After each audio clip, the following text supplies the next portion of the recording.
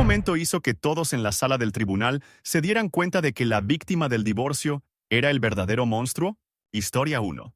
Lloró durante la mayor parte del testimonio, aferrándose a una foto de sus hijos como a un salvavidas. La había pintado como controladora, manipuladora y obsesionada con su carrera, obligándolo a ser el amo de casa. El tribunal simpatizaba con él. Ella estuvo en silencio todo el tiempo, sin interrumpir, solo tomando notas. Entonces, su abogada presentó los datos del calendario de su cuenta digital compartida. Cada entrada de los últimos 2 años estaba codificada por colores.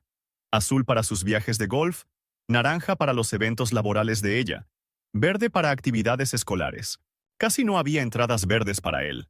De hecho, se había perdido la cirugía de su hijo y la feria de ciencias de su hija, ambos durante fines de semana de torneos de golf. Aún así, era sutil. Tal vez solo lidiaba mal con las cosas. Entonces llegaron los recibos, literalmente. Decenas de miles de dólares gastados en hoteles de lujo, con una mujer que aparecía en múltiples selfies que él había subido a una carpeta privada en su nube compartida, nombrada en honor a su perro. No la había borrado. Ella se inclinó y susurró algo a su abogada. Esta simplemente mostró al juez una impresión, una carta de terapia dirigida a ella, fechada antes de presentar el divorcio, que detallaba moretones en sus muñecas y un diagnóstico de ansiedad.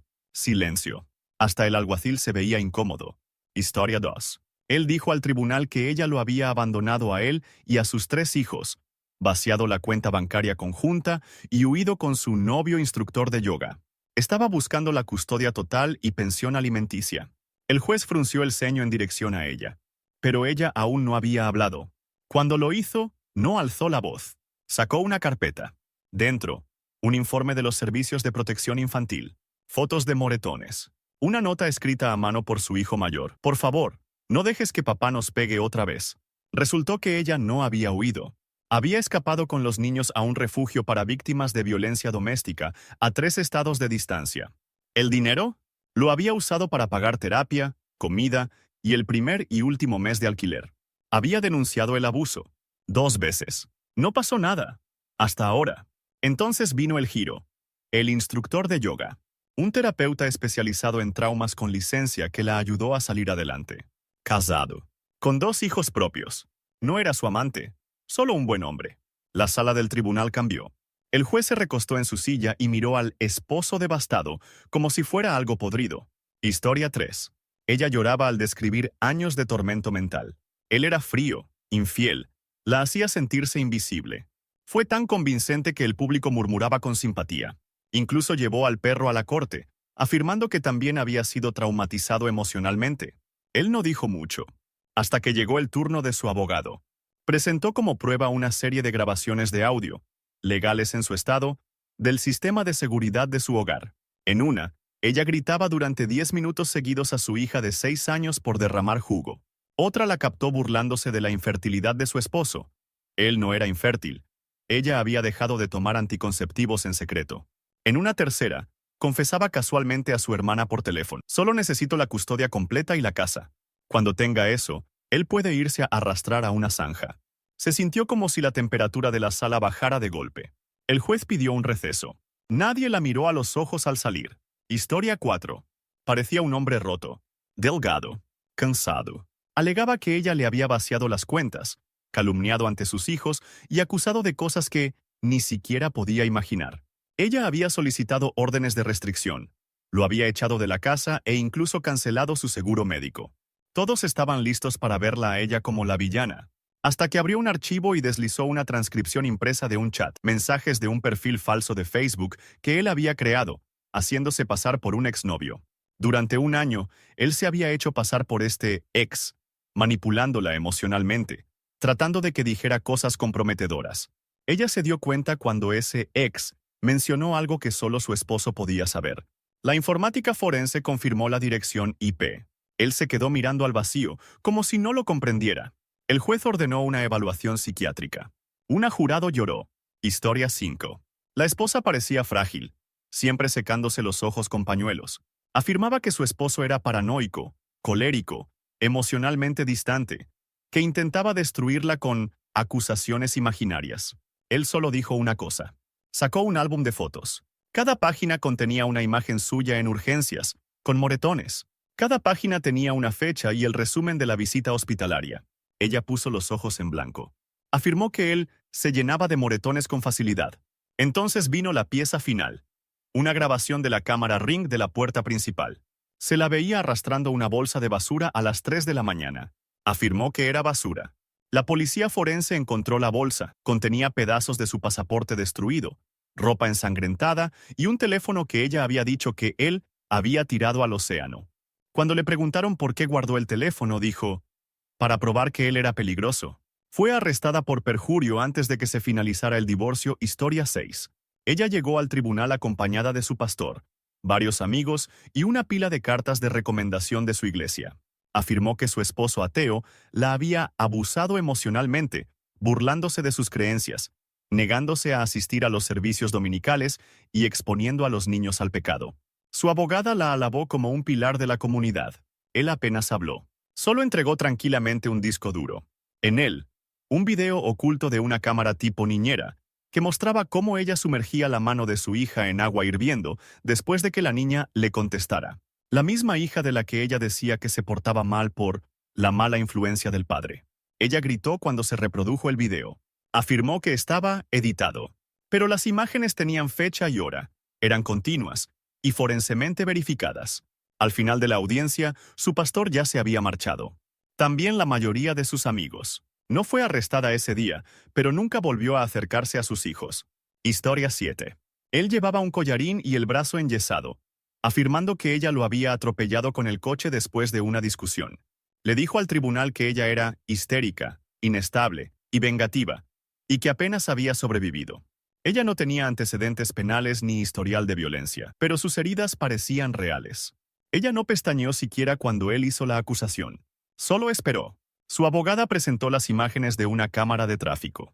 Él estaba de pie junto al coche, gritándole, golpeando el capó. Luego se subió encima, resbaló y se cayó aparatosamente al pavimento. Nadie había tocado el acelerador. De hecho, el motor estaba apagado. No fue intento de asesinato. Fue una rabieta que salió mal. Se escuchó al juez murmurar increíble por lo bajo. Historia 8. Ambos eran médicos, sin antecedentes, sin hijos. Él la acusó de sabotear su carrera, robar su investigación y difundir rumores en el hospital. Dijo que era víctima de una mujer despechada y vengativa. Ella presentó solo una prueba, una carta manuscrita, de él, dirigida a la junta del hospital, firmada y fechada. En ella, él mismo se acusaba de experimentación no ética, decía sentirse arrepentido y solicitaba su reasignación. ¿El detalle? Él había escrito esa carta mientras estaba muy ebrio durante un episodio depresivo, y la había dejado en el cajón de ella. Ella nunca la había usado. Hasta ahora. La junta del hospital fue citada para verificar su autenticidad. Él intentó decir que era una falsificación. Luego dijo que era sátira. El tribunal falló a favor de ella. La junta médica abrió una investigación ética. Nadie se rió. Historia 9. Ella dijo que él la acosaba. Presentó órdenes de alejamiento. Le dijo al tribunal que él la había llevado al colapso emocional, revisando sus correos, siguiendo su coche, apareciendo en su trabajo. Afirmó que estaba obsesionado. Él sacó un único sobre Manila. Dentro, capturas de pantalla, correos electrónicos, mensajes de voz. Durante 3 meses después de la separación, ella había iniciado sesión en la cuenta de correo de él desde su portátil. Había creado reglas de reenvío para interceptar conversaciones, cancelado sus entrevistas laborales, enviado falsos mensajes de «no estoy interesado» a posibles empleadores, haciéndose pasar por él. Todo desde su propia IP, todo rastreable. Luego mostró al tribunal una orden de restricción, falsa que ella había publicado en Facebook, una versión alterada con Photoshop de una real que nunca presentó formalmente. Ella intentaba destruirlo anticipándose al rol de víctima. El tribunal desestimó por completo su caso en menos de 1 hora y la remitió a revisión penal por fraude. Historia 10. Él llegó sosteniendo a su hijo pequeño. Afirmó que ella salía de fiesta cada fin de semana, que descuidaba al niño y consumía sustancias. Dijo que desaparecía durante horas, dejándolo a él a cargo de todo. La sala la miró como si fuera basura. Ella no dijo una sola palabra. Su abogada habló en su lugar. Queremos presentar la prueba número 5. Imágenes de la cámara corporal de un oficial de policía. Un agente había respondido a una llamada esa noche. No de él, sino de un vecino. El video mostraba cómo ella regresaba a casa, claramente sobria, después de un turno nocturno en el hospital. El bebé estaba solo, llorando, mientras él dormía borracho en el sofá, con una botella a medio vaciar y sin haber cambiado pañales durante horas. Ella llamó a los servicios de protección infantil a la mañana siguiente y solicitó la custodia de emergencia. Él presentó la demanda de divorcio para adelantarse a su informe. El tribunal lo vio con claridad. Se le otorgó la custodia total a ella. Él ni siquiera obtuvo visitas supervisadas. Historia once. Él sollozaba en el estrado, describiendo cómo su esposa lo había arruinado. Gastó todo, decía. Saturó nuestras tarjetas de crédito. Sacó préstamos a mi nombre. Ni siquiera lo supe hasta que los cobradores comenzaron a llamar. Afirmaba que ella era adicta a las compras en línea y al juego. Incluso tenía capturas de cuentas bancarias sobregiradas por miles de dólares. El tribunal fue comprensivo, hasta que la abogada de ella sacó una libreta encuadernada. Cada página era un recibo fotocopiado, no de Amazon ni de sitios de apuestas, sino de compañías de suministros médicos y clínicas privadas. Los préstamos a los que él se refería eran para tratamientos de fertilidad, fecundación in vitro, terapia hormonal, extracción de óvulos. Más de 3 años de intentos. Todo pagado con fondos compartidos. Todo firmado por él. Y entonces vino la gran revelación. Él era estéril. Lo sabía. Ella no. Él lo había descubierto en secreto y nunca se lo dijo. Pero la dejó pasar por todo ese proceso físico y emocional, sabiendo que no funcionaría. Incluso la animaba a intentarlo de nuevo. Cuando le preguntaron por qué, respondió en voz baja. Pensé que me dejaría si le decía la verdad. Lo hizo, dijo el juez. Y con toda razón. Historia 12. Ella se presentó como una viuda de película, llorosa, dulce, aferrada a su bufanda como si con ella sostuviera su dignidad. Dijo que su esposo era emocionalmente distante, que pasaba demasiado tiempo solo, y que finalmente se volvió violento. Sus moretones fueron fotografiados. Su terapeuta testificó. Todo parecía ir mal para él. Entonces él pidió tranquilamente al tribunal que permitiera testificar a los hijos, de 15 y 17 años. Ambos dijeron lo mismo. Mamá se lastima a sí misma cuando quiere dar lástima. Describieron cómo la sorprendieron golpeándose el brazo con un cepillo, chocando intencionalmente contra los marcos de las puertas, e incluso abofeteándose y luego culpando al papá. Contaron cómo ella les ofrecía dinero o tiempo frente a la pantalla si contaban bien la historia, a maestros o terapeutas. Pero ya eran mayores. Se negaron a mentir otra vez. Luego vino el video de seguridad del hogar. Ella, echándose agua encima y llorando por teléfono antes de marcar al 911 y afirmar, él acaba de lanzarme agua. La sala se volvió contra ella como un plato roto. El juez le preguntó si quería modificar su declaración.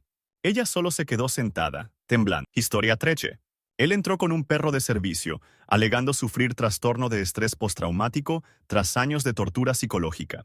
Dijo que ella lo había manipulado emocionalmente, aislado de su familia y confundido a su hijo. Afirmó llevar años en terapia. Incluso presentó una declaración firmada por su consejera.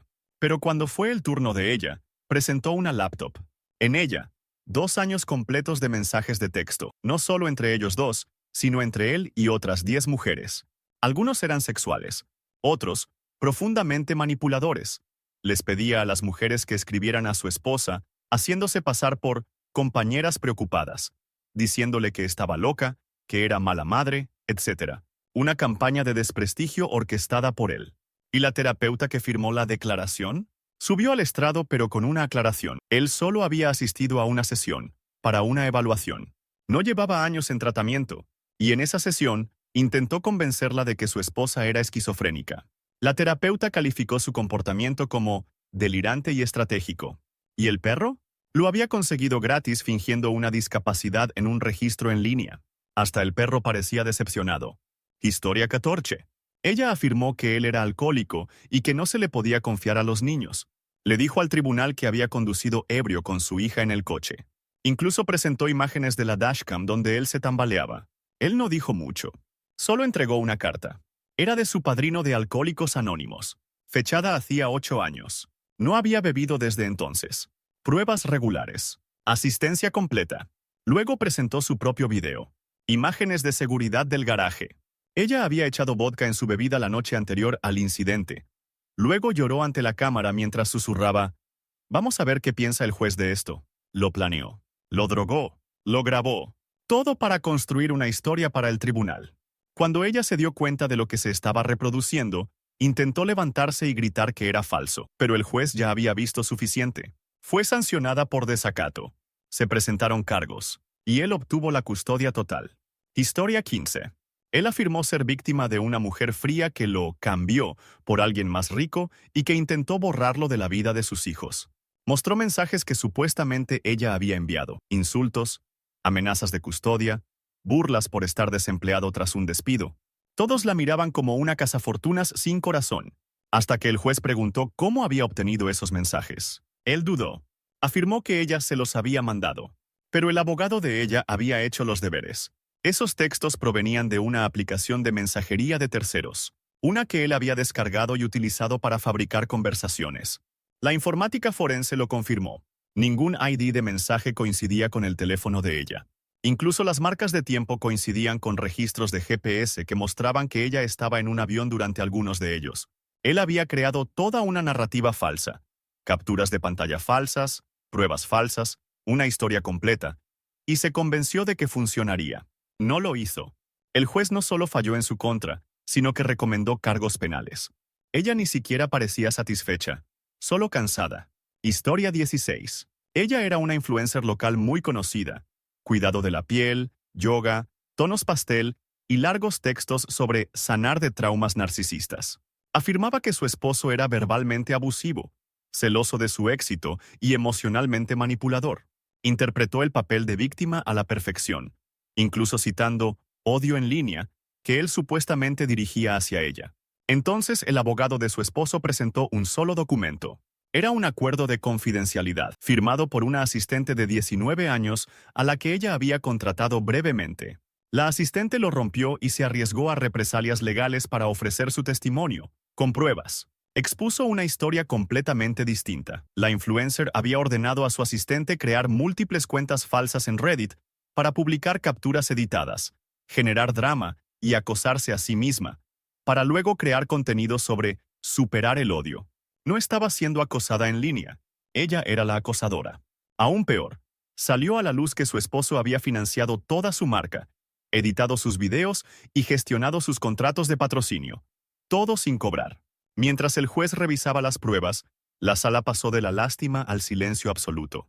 Su camino de sanación era una marca cuidadosamente orquestada, y su esposo la había desmontado por completo, sin alzar la voz ni una sola vez. Historia 17. Él llegó con muletas, luciendo frágil y sumiso. Le dijo al tribunal que su esposa lo había empujado por las escaleras en un ataque de furia. Afirmó que siempre había tenido mal genio. Dijo que temía por su vida cada día de su matrimonio. Sus heridas eran reales, la caída también. Pero la abogada de ella reprodujo un video tomado desde la cámara de la escalera en su casa. Se lo veía gritando primero, furioso porque ella le había quitado la consola de videojuegos durante la cena. Ella se mantenía calmada. Le decía que se sentara a comer con los niños.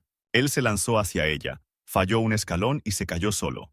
Ella gritó y corrió tras él para intentar detener la caída. Se había roto la pierna, y decidió convertir eso en un arma en el divorcio.